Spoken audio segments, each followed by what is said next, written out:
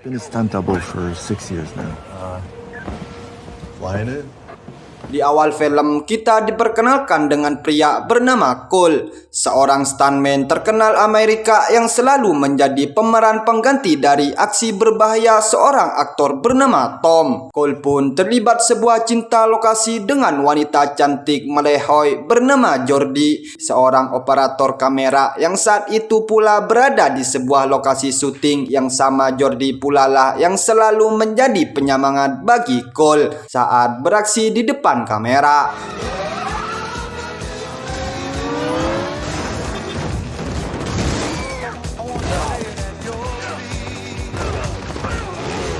Because that's the job. Namun, tiba di satu masa tatkala hal yang tak diinginkan pun terjadi di tengah syuting mengalami kecelakaan.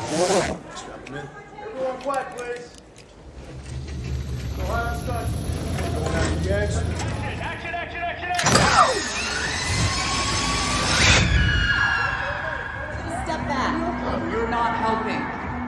Alhamdulillah pun bisa diselamatkan meski mengalami cedera parah di punggungnya. Namun saat itu pula lah memutuskan untuk pergi diam-diam meninggalkan karirnya dan juga kekasihnya. Setengah tahun pun berlalu dan kini Cole lebih memilih untuk menjauh dari gemerlapnya dunia hiburan. Sekarang dia berada di sebuah kota kecil di Meksiko, bekerja di sebuah restoran kecil sebagai seorang pelayan. Yang tepat saat itu tiba-tiba saja ia mendapat sebuah panggilan telepon dari seorang wanita bernama Gil, produser film yang dulu sering terlibat pekerjaan dengannya. Entah dari mana Gil mendapatkan nomor teleponnya yang bahkan ia mengetahui Cole bekerja sebagai pelayan restoran. Dan Gil bermaksud untuk mengajak Cole kembali beraksi di depan kamera, di mana Gil sedang terlibat dalam produksi film berjudul Metal Storm, sebuah film komedi aksi yang dibintangi oleh Tom Raider, dan syuting akan berlangsung di Australia. Tanpa pikir panjang, Cole pun langsung menolaknya meski sempat tergoda saat mengetahui bahwa film tersebut disutradari oleh seorang pendatang baru mantan operator kamera bernama Jordie, yang tak lain dan tak bukan adalah mantan kekasih Cole. Dan pada akhirnya keputusan Cole pun berubah ketika tanpa diduga ada seorang pengunjung restoran yang mengenali dirinya, merendahkannya yang kini hanya seorang pelayan dan menyuruhnya untuk memarkirkan mobilnya.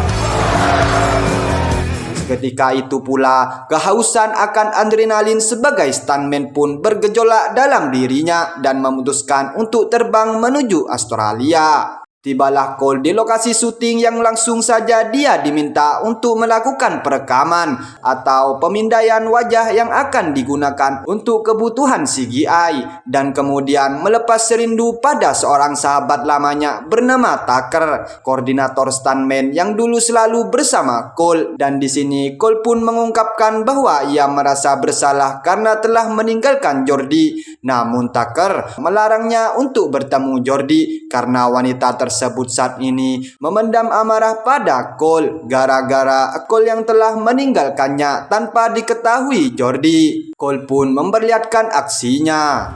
Stunt is good. Cannon is on. Please go hop on the cannon. Do this right. Engaging the cannon now. Coupled in. Stunts are ready. Godspeed, Cole. Everybody. Camera 3.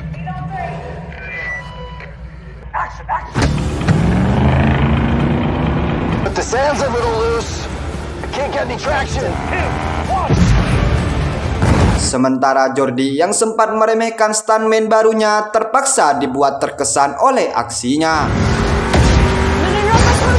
What the?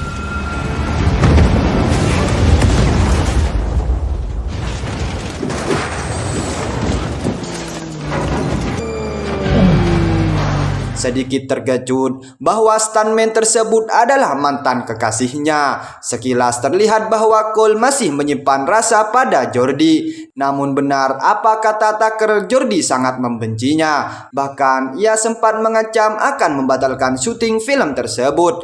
Namun karena tak ada stuntman lain, pada akhirnya syuting pun terus berlanjut. Alhasil, untuk sedikit membalas rasa sakit hatinya, Jordi pun dengan sengaja mengulang berkali-kali adegan berbahaya, yang bahkan berkata di hadapan semua orang bahwa pemeran wanita dalam film tersebut telah move on dan sangat membenci mantan kekasihnya, yang padahal tersebut sama sekali tak ada dalam skenario filmnya, karena jelas itu hanyalah sebuah sindiran. Sambil menahan rasa malu kalaupun tak bisa berkata apa-apa dan melanjutkan aksinya.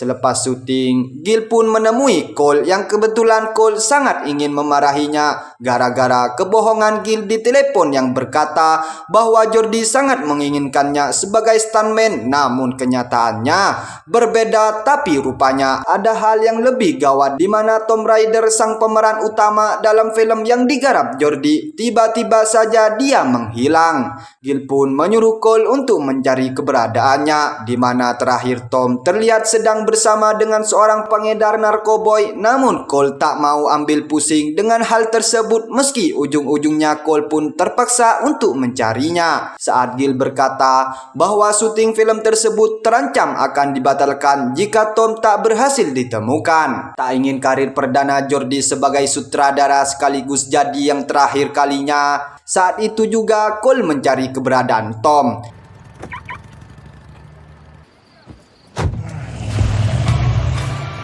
Tibalah Cole di hotel mewah tempat di mana Tom menginap, tapi belum lama tiba-tiba saja seorang wanita menghenuskan pedang padanya. Tak tinggal diam, Cole pun mencoba melakukan perlawanan. Namun ketika Cole hendak melakukan serangan balik, ternyata wanita tersebut adalah lawan main Tom dalam film yang digarap Jordi, di mana ia hendak memperlihatkan kualitas aktingnya. Pedang yang ia gunakan pun hanyalah pedang mainan semata alias dummy. Kebetulan di kamar Tom menginap dipenuhi oleh senjata yang menjadi properti ketika syuting. Any idea where I could find him? But you're never going to get in looking like a povo. What's a pavo? A poor person like you. Oh. Setelah mendapatkan lokasi pengedar narkoba teman Tom, Cole pun langsung mendatanginya. Tak lama kemudian, Cole pun tiba di sebuah klub malam dengan berpura-pura berdandan ala superstar layaknya Tom dan langsung saja menanyakan di mana Tom berada. Namun si pengedar merasa tersinggung melihat Tom yang tercali-cali acan alias tidak duduk sama sekali atau sekedar berbasa-basi menikmati suguhannya. Maka terpaksa Cole pun meminum jamuannya yang tanpa diketahuinya minuman tersebut telah dibubuhi narkoba, bukan Reklona, Demolit atau Heximer. Namun jelas minuman tersebut memberi efek halusinasi pada Cole. Dan ketika anak buah si pengedar hendak menangkap Cole dengan ditambah dorongan halusinasi tersebut, Cole pun menunjukkan aksinya.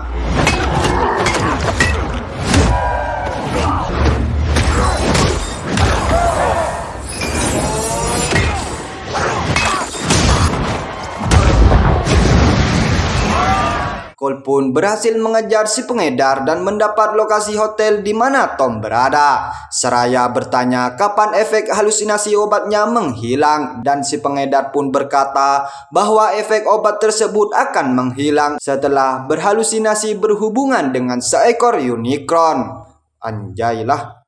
Tibalah Cole di hotel yang dimaksud dengan masih membawa sisa-sisa halusinasi di kepalanya dan betapa terkejutnya dia. Jasad seorang pria ada di hadapan entah siapa jasad tersebut. Namun karena tak ingin terlibat lebih jauh, Cole pun langsung saja keluar dari hotel tersebut yang kemudian melaporkannya pada petugas polisi. Namun ketika Cole bersama polisi melihat lokasi TKP, jasad tersebut menghilang entah kemana. Keesokan harinya, seolah tak terjadi apa-apa, Cole pun melanjutkan syutingnya dan selepas syuting, Cole pun tanpa sengaja melihat wanita bernama Alma, seorang PA alias asisten pribadi yang selalu mendampingi Tom. Dan Cole pun memutuskan untuk mengikutinya. Hewan peliharaan Tom yang dibawa Alma pun terlihat mengenali Cole, tapi nampaknya Alma pun benar-benar tak mengetahui di mana majikannya berada. Namun ia berkata bahwa terakhir kali melihatnya saat sang majikan berpesta bersama Henry stuntman-nya. Dan sama dengan Tom, Henry pun kini tak diketahui keberadaannya. Namun Alma sempat membawa handphone Tom yang tertinggal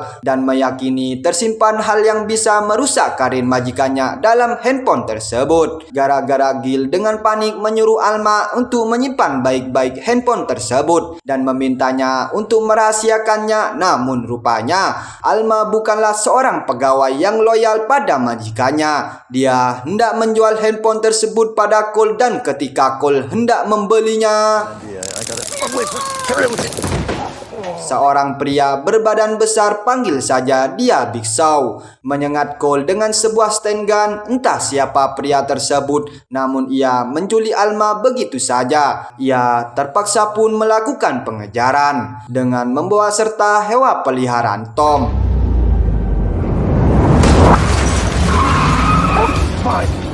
Call me chicken. Cole pun berhasil menaiki truk tersebut dan terlihat sebuah aksi berbahaya yang sebenarnya biasa ia lakukan. Namun kali ini tentunya berbeda karena aksi tersebut menyungguhkan bahaya yang nyata. Sementara Alma tanpa diduga berhasil mengambil alih truknya.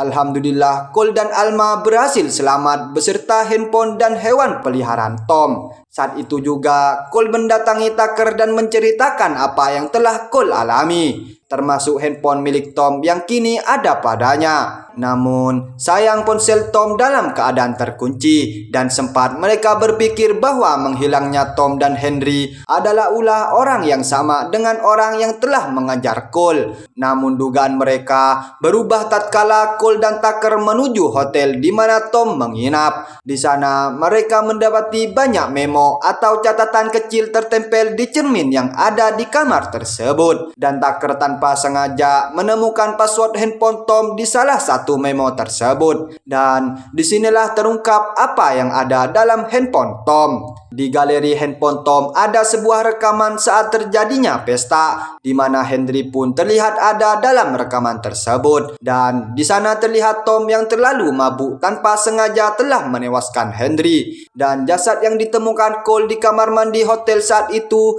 tak lain adalah Henry. Yang tepat saat Cole dan Tucker mengetahui fakta tersebut, tepat saat itu pula televisi yang ada di hadapan mereka tengah memberitakan temuan jasad Henry dan tersangkanya adalah Their prime suspect is another stuntman, Colt Sievers, who was last seen. We'll have more on that later.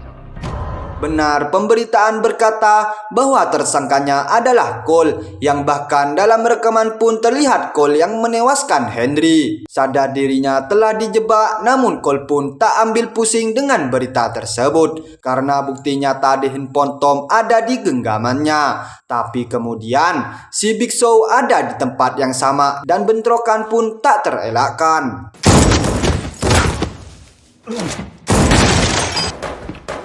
Dwayne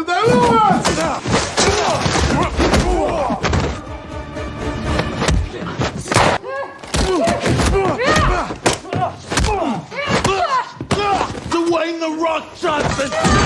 Di tengah perlawanan, si Big Show pun berhasil menghancurkan handphone milik Tom. Maka lenyaplah sudah barang bukti atas kematian Henry. Big Show pun berhasil menangkap Cole, sementara Tucker berhasil melakukan pelarian. Ketika tersadar, Cole pun mendapati dirinya sudah dalam keadaan terikat. Dan seperti yang bisa kita duga, dalang dari semuanya adalah Tom. Dari sini terungkap pula bahwa semua kejadian ini adalah rencana Tom yang telah bersekongkol dengan Gil, yang sedari awal memang mereka berencana untuk mengkambing hitamkan Cole, termasuk pemindaian wajah yang dilakukan Cole saat awal syuting di Australia. Semua itu adalah rencana Gil agar bisa memanipulasi rekaman kematian Henry. Dan lebih terkejutnya lagi, dengan sebuah fakta bahwa kecelakaan yang dialami Cole saat ia syuting dulu adalah ulah dari Tom. Dia merasa bahwa Cole mulai bersinar melebihi dirinya yang sebagai aktor. Dan setelah mengetahui bahwa handphone miliknya telah hancur, maka Tom pun memerintahkan anak buahnya untuk menghabisi Cole. Tak tinggal diam, Cole pun berusaha untuk melakukan perlawanan.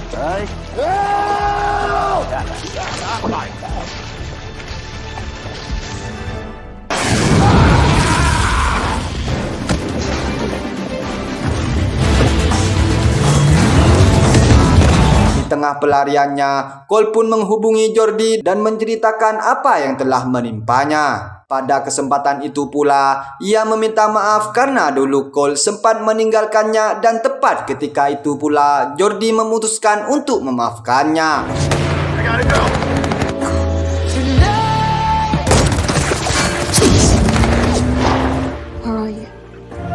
Ya, perahu bul yang ditumpangi Cole terkena tembakan yang meledakannya seketika. Kabar tersebut pun sampai ke telinga Gil, yang kemudian ia langsung saja memberitahukan Jordie atas kematian mantan kekasihnya, seolah tak percaya karena baru saja ia mencoba untuk memaafkannya. Investigating an explosion on Sydney Harbour just outside.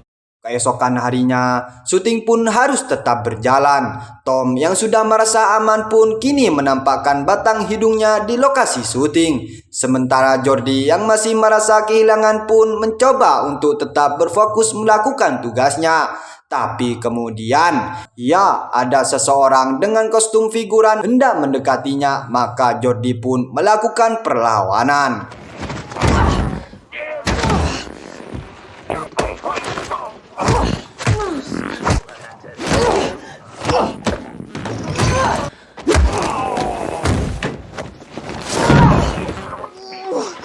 Tapi rupanya orang dalam kostum tersebut adalah Cole. Ia berhasil selamat dari ledakan perahu yang ditumpanginya. Pada kesempatan itu, Cole pun menceritakan semuanya. Yang kali ini Jordie pun langsung mempercayainya. Tapi kebetulan Gil datang di tempat tersebut. Cole pun bersembunyi saat itu juga, dan beruntung Gil pun tak menyadari kehadirannya. Maka saat itu juga Cole dan Jordie menyusun sebuah rencana dan syuting pun berlanjut.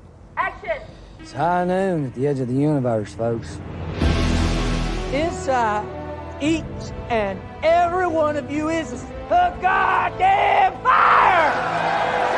Tibalah di pengambilan sebuah adegan tatkala Tom akan mengendarai mobil sambil menghabisi para alien. Tapi tiba-tiba Cole berada di mobil yang sama dan membawa kabur Tom bersamanya. Sontak saja anak buah Tom yang melihatnya pun langsung mengejarnya.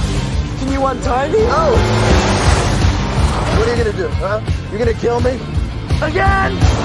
Pengajaran Big Show pun terhenti ketika Tucker berhasil menghentikannya dengan ledakan buatan di lokasi syuting yang meledak di waktu yang tepat. Sementara Cole berhasil membuat Tom mengakui semua perbuatannya. Gara-gara Tom yang sangat panik dengan Cole yang mengendarai mobil dengan kecepatan tinggi. Yang tanpa disadari Tom, semua percakapan tersebut telah Jordie rekam dan siap untuk menjadi barang bukti.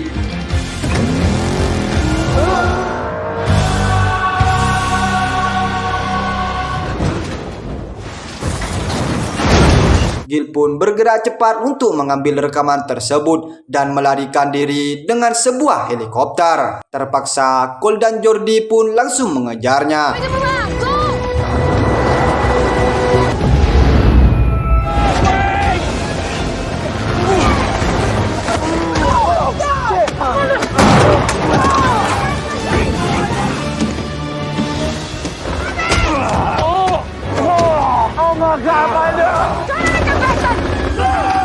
It's empty, Gale. Cole pun berhasil merebut rekaman bukti tersebut yang kemudian ia terjun bebas begitu saja.